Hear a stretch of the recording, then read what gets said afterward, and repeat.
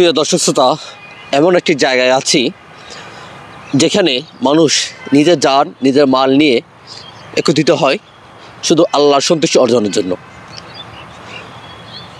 যেখানে দুনিয়াবে কোনো স্বার্থ ছাড়াই নিজের সময়, নিজের মাল, নিজের আপনজন ছেড়ে মানুষ এখানে একত্রিত হয় রবকে সন্তুষ্টি করার জন্য, নবীর সুন্নাহ নিজেকে সাজানোর জন্য।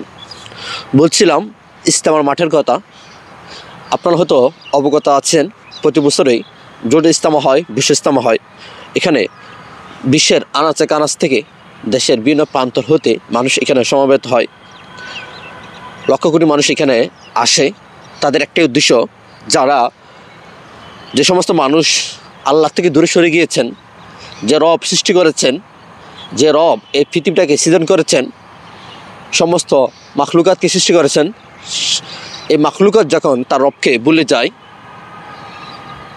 যখন যে রব যে উদ্দেশ্যে প্রেরণ করেছেন সেই উদ্দেশ্য থেকে যখন মানুষ দূরে সরে যায়, এই দূরে সরনেওয়ালা মানুষকে, ভুলনেওয়ালা মানুষকে আল্লাহমুখী করার জন্য এবং নবীর সুন্নাহয় জীবনযাপন করার জন্য মানুষকে তারা আল্লাহর দিকে আহ্বান করে।